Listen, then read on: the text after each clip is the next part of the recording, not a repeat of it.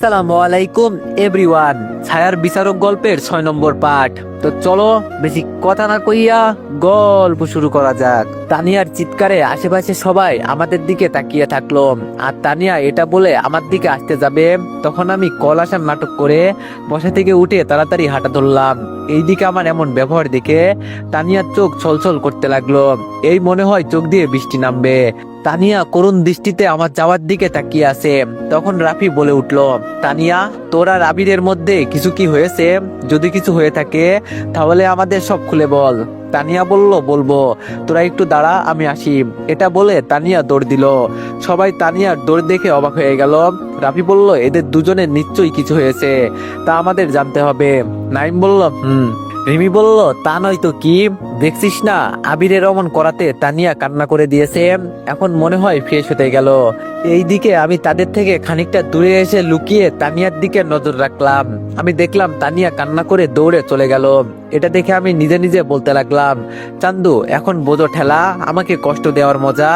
এটা বলে যেই না আবার হাঁটা ধরলাম, তখনই আমার হাতে থাকা ফোনটা বেজে উঠলো। তাই না দেখে ফোনটা রিসিভ করতেই হ্যালো বলতেই ওপাশ থেকে মেয়ে কণ্ঠে কেউ বলে উঠলো, গুড বেবি গুড। এইরকম সবসময় তানিয়া ডাইনিকে এড়িয়ে চলবা কেমন? আমি বললাম, এই বেডি, তোকে না আমি ব্লক দিছি, তারপরও আমাকে ফোন দিলি কেন? আর আমি তানিয়াকে কি করব না করব সেটা তোকে ভাবতে হবে না। মেয়েটি বলল, আমারই তো সব, আমি ভাববো না তো কে ভাববে? ওই তানিয়ার জন্য আমি তোমার কাছে আসতে পারছি না, জানো। আমি বললাম, তোকে আমার করতে ঠেকা পড়ছে, কোথাকার এক উটকো ঝামেলা, চিনি না জানি নাই, খালি বিরক্ত করে। মেয়েটি বলল, তোমাকে ভালোবাসি তাই বিরক্ত করি। আমি বললাম, তোর ভালোবাসার খেতায় আগুন, আরেকবার এইসব বাজে কথা বললে ব্লক দিমু। মেয়েটি বলল, ব্লক দিয়ে কি হবে? তুমি তো আমার কাছে সব সময় থাকো, আর একটা নম্বর থেকে ব্লক দিলে কি হবে? আমি আমার জানুর সাথে 1000বার কথা বলবো। আমি বললাম, তোর জানুর খেতায় আগুন, সাহস থাকলে সামনে আয়। মেয়েটি হেসে বলল, সাহস অনেক আছে, তবে সময়ের অপেক্ষায় আছি আমি। ভালো থেকো, রাতে কথা হবে।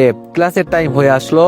আর হ্যাঁ, ওই ডাইনির থেকে যত ইগনোর করবা তত তাড়াতাড়ি আমি তোমার সামনে আসবো। মিস্টার ব্লক বয়, তোমাকে কালো শার্টে অনেক সুন্দর লাগছে, আমি তো পুরো ক্রাশ খেয়েছি।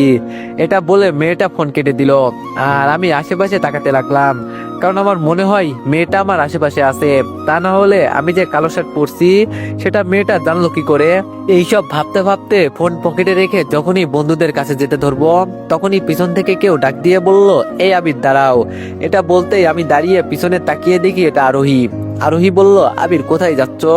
আমি বললাম, শ্বশুর বাড়িতে। কেন, তুমি যাবা?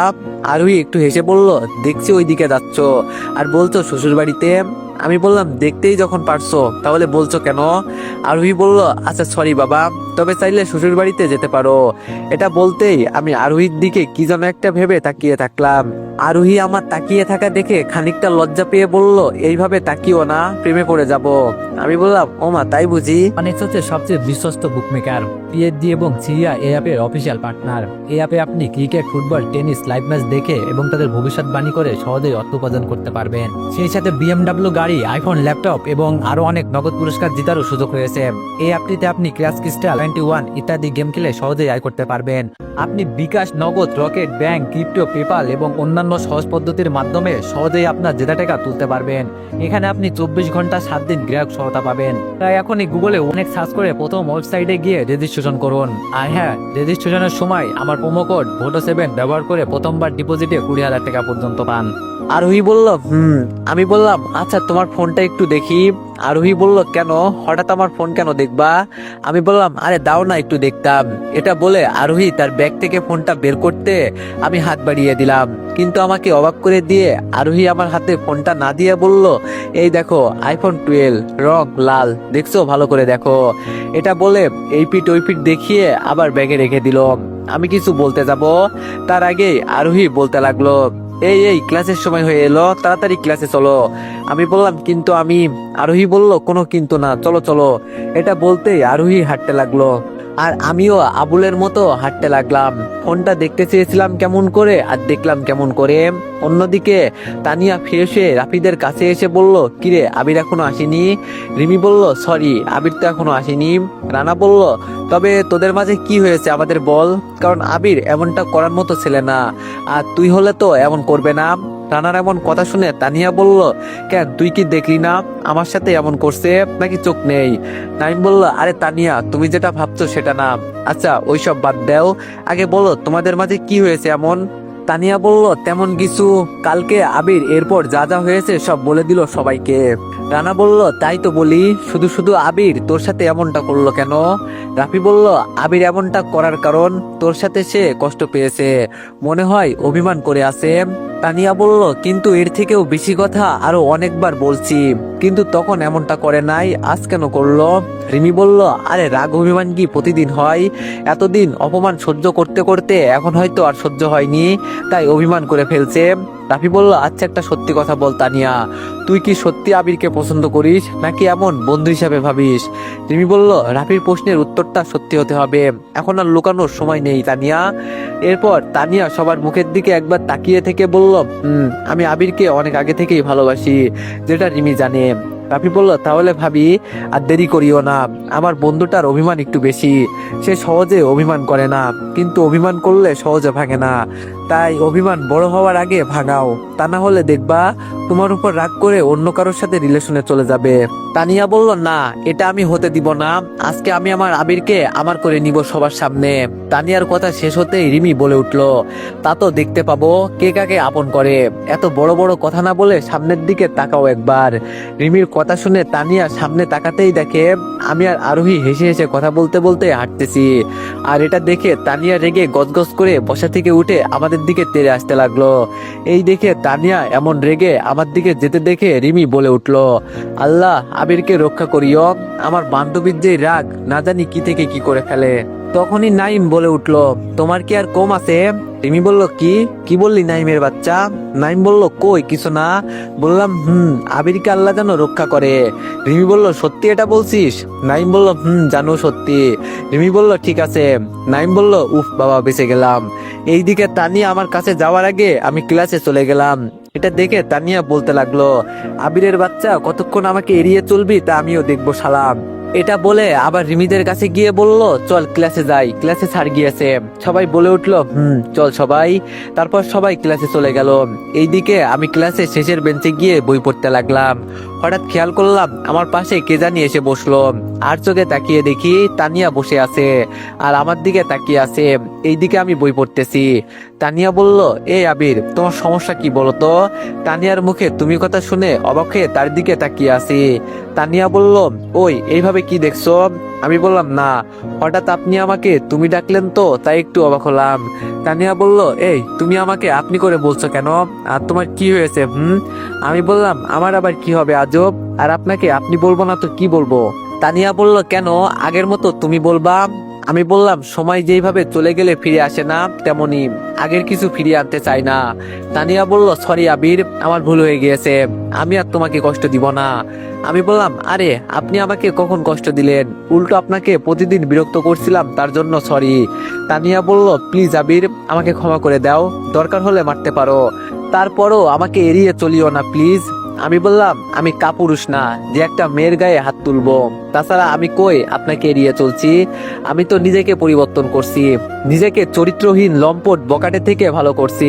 তানিয়া বলল, তোমার নিজেকে ভালো করতে হবে না, তোমার নিজেকে পরিবর্তন করতে হবে না, আমার আগের আবিরটাই চাই। আমি বললাম, আপনার চাই মানে? তানিয়া বলল, চাই মানে চাই, আমি তোমাকে। তানিয়ার কিছু বলতে যাবে তার আগেই ক্লাসে স্যার ঢুকে পড়লো, তাই আবিরকে কিছু বলতে পারলো না। তারপর ক্লাস করতে লাগলাম।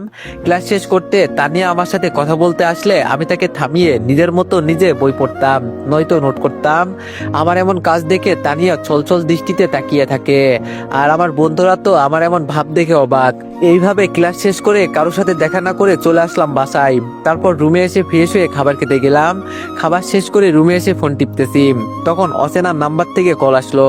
নাম্বার দেখে না চিনলেও আমার মনে হলো ওই মেয়েটা যে আমাকে বিরক্ত করে, তাই কল ধরে মেয়েটাকে কিছু বলতে না দিয়ে আমি বলতে লাগলাম, এই অসভ্য বিয়াদব মেয়ে, ঘরে কি বাবা ভাই নাই, চিনা নাই জানা নাই, খালি বিরক্ত করিস কেন, লজ্জা শরম নাই নাকি তোর?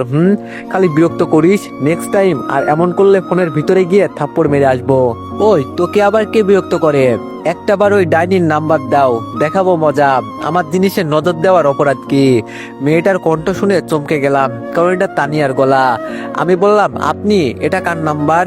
তানিয়া বলল, ওই আপনি কি? তুমি বলো। আর এটা আমার আগেরটা দিয়ে কল দিলে তো ধরতা না, তাই দিলাম না। তা খাওয়া দাওয়া করছো? আমি বললাম, করছি। আপনি? তানিয়া বলল, আবার আপনি? আমি বললাম, আচ্ছা ভালো থাকেন, রাখি। এটা বলে তানিয়াকে কিছু বলতে না দিয়ে কল কেটে দিলাম। আমার এমন ভাবে কল কাটাতে তানিয়া বেশ রেগে হাতের ফোনটা বিছানায় ছুঁড়ে মারলো। তানিয়া বলল, আবির রে, একবার শুধু কাছে পাই, দেখাবো মজা। এইদিকে আমি ফোন রেখে ঘুমিয়ে গেলাম। বিকালের দিকে আম্মুর ডাকাডাকিতে ঘুম থেকে উঠে পড়লাম। তারপর ফ্রেশ হয়ে রেডি হয়ে সোফায় বসে থাকলাম ভাইয়ার জন্য, কারণ ভাইয়ার বিয়ে শপিং করতে যাব।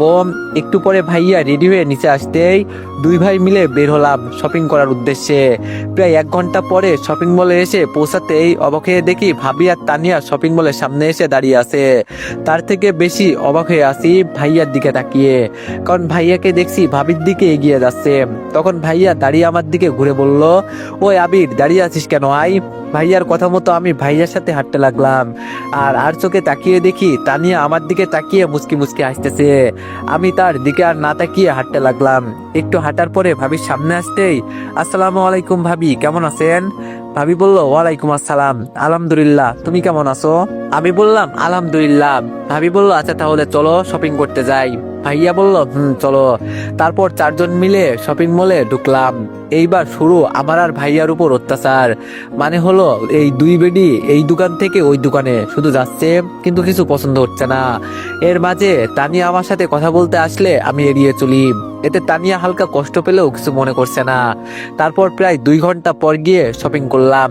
তারপর একটা স্বস্তির নিঃশ্বাস ফেলে মল থেকে বের হয়ে একটা রেস্তোরাঁতে গেলাম খাবার খাওয়ার জন্য। তারপর একটা টেবিলে আমরা 4 জন বসলাম, ভাইয়ার সাথে ভাবি আর আমার সাথে রাগি ডাইনি। তারপর নাস্তার অর্ডার দেওয়ার কিছুক্ষণ পরে খাবার আসতে ওয়েটার আমাদের নাস্তা দিয়ে গেল। ওয়েটার তানিয়াকে নাস্তার প্লেট দিতে গেলে তানিয়ার হাত ফসকে আমার শার্টের সাথে তানিয়ার জামার উপরে পড়লো। আমি বললাম, ও শিট, এটা কি হলো? ওয়েটার বলল, সরি স্যার, আসলে বুঝতে পারিনি। তানিয়া বলল, আরে তোমার কোনো দোষ নেই, আসলে আমার হাত থেকে পড়ে গিয়েছে।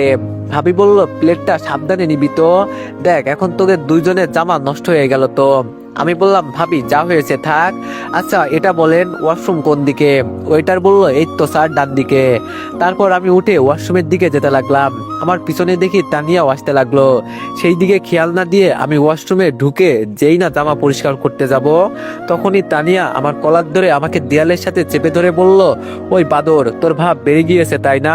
আমি বললাম, এই আপনি করছেনটা কি? কেউ দেখলে কি হবে? তানিয়া বলল, চুপ, একদম চুপ, দেখলে দেখুক, পিছনে ঘুরি বলে কথা বলি বলে ভাব বেড়ে গেছে। আমি বললাম, প্লিজ ছাড়েন আমাকে, ভাইয়া ভাবি দেখলে সমস্যা হবে। এইসব বলছি আর নিজেকে ছাড়ানোর চেষ্টা করছি, কিন্তু ডাইনিটার শক্তির সাথে পেরে উঠছি না। তানিয়া বলল, দেখলে আর কি হবে, বিয়ে হয়ে যাবে, আর তুই আমাকে এড়িয়ে চলছিস কেন? নাকি আমার থেকে ভালো কাউকে পাইছিস?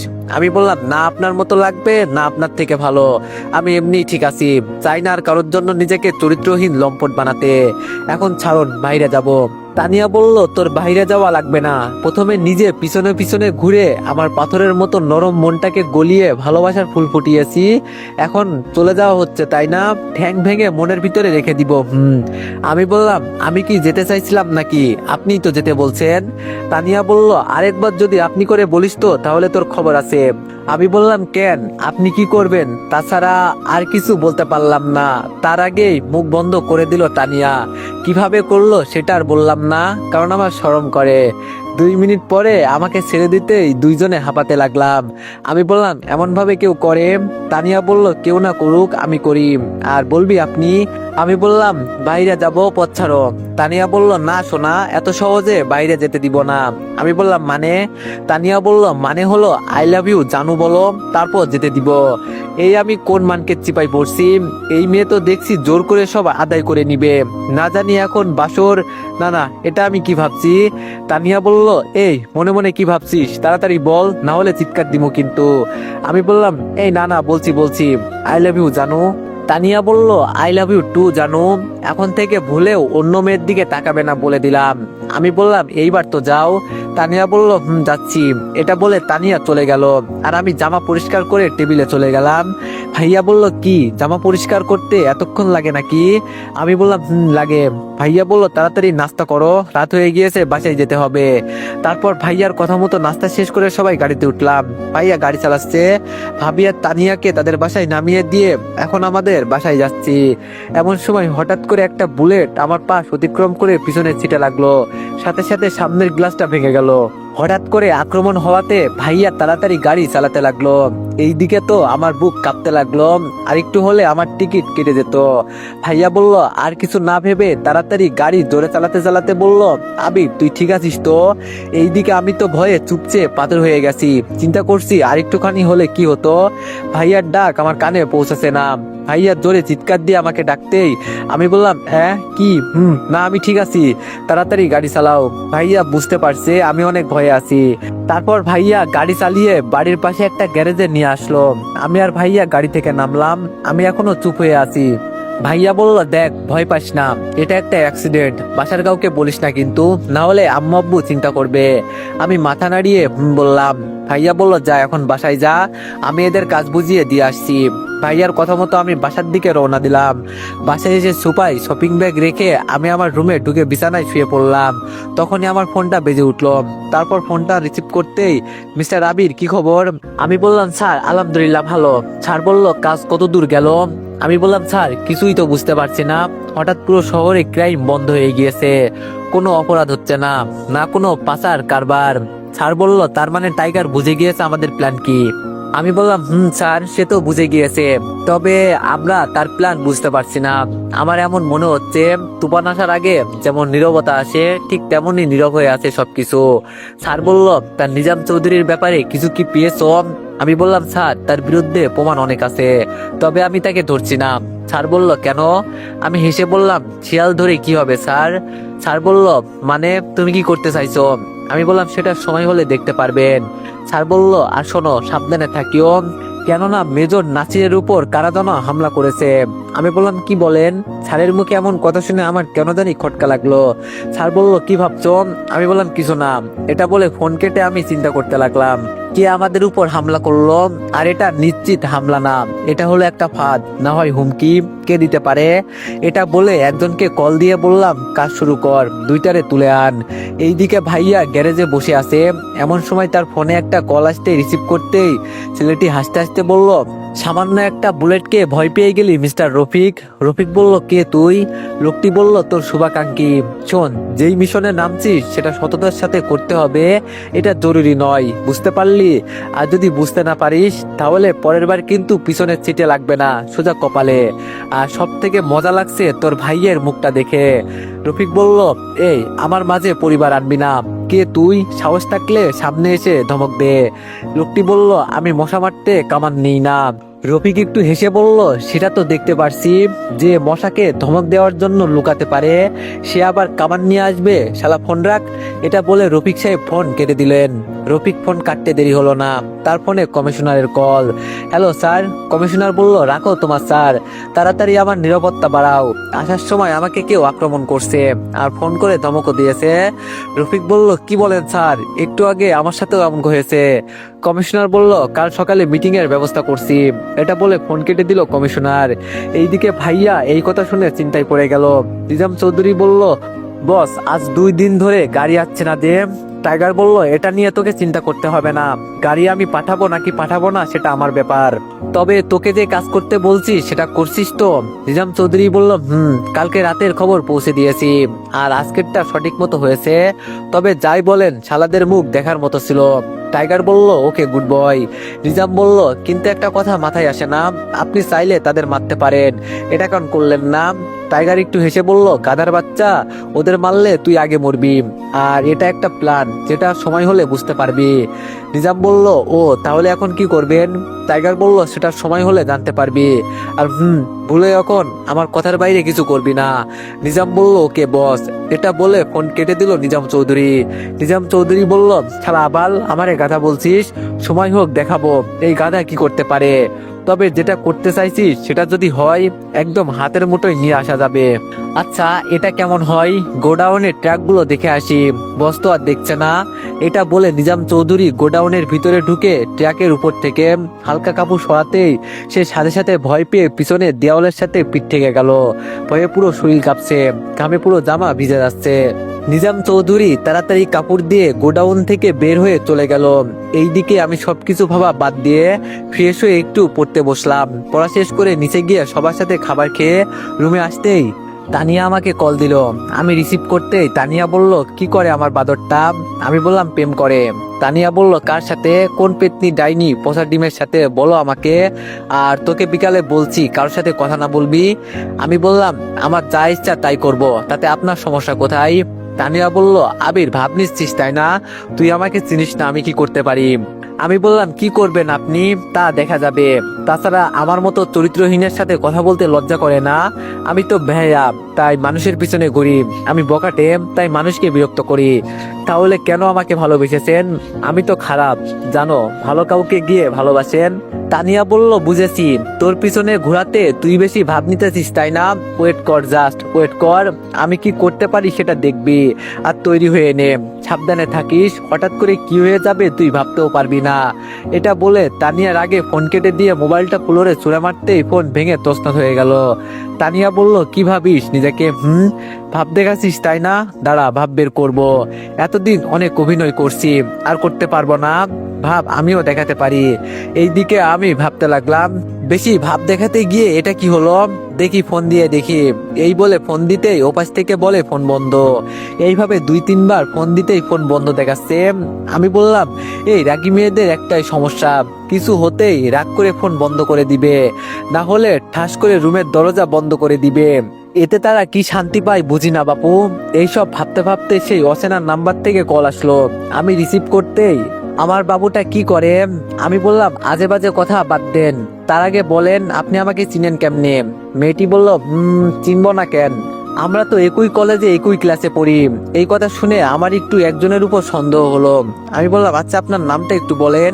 মেয়েটি বলল, কি ব্যাপার মশাই, নাম জানার ইচ্ছে কেন? ভালোবেসে ফেলেছেন নাকি?